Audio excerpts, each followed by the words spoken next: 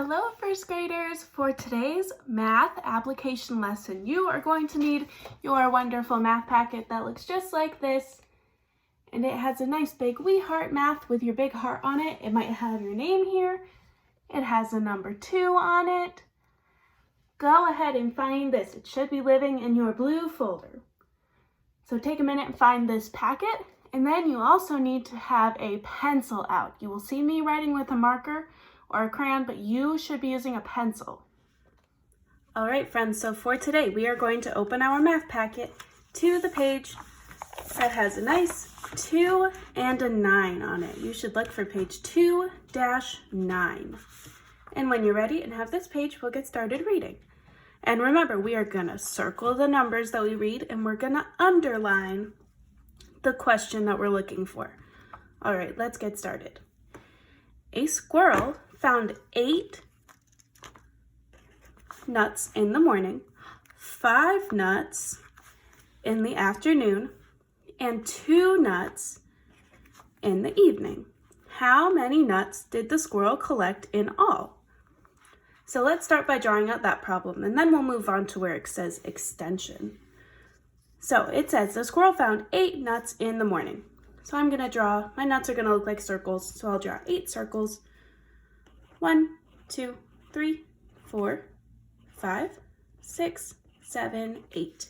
And I'll label that with the number 8. And then he found 5 nuts in the afternoon. So we'll draw 5 more circles. 1, 2, 3, 4, 5. Label it with a 5. And then he found 2 nuts in the evening. So we'll draw 2 more circles. I'll draw them down here. 1, 2, and label it with a 2. So we want to find out how many nuts he collected in total, which means we are going to add all of these numbers together. So look at the numbers that we have. We have an 8, a 5, and a 2. Do you see a way that we can make a group of 10? I know that 8 plus 2 equals 10. So I'm going to circle the 8 and the 2. And I know that those equal 10. And then I have 5 extra. So we can add 10 plus 5. Do you know what that equals? That equals 15. So our whole number sentence should say 8 plus 2 plus 5 equals 15. Good job. All right, now the extension part is kind of like a challenge part. We're adding even more. So let's read this together. The next day, the squirrel found 3 more nuts in the morning, 1 more in the afternoon, and 1 more in the evening. So 1 more in the afternoon and 1 more in the evening. How many did he collect after both days?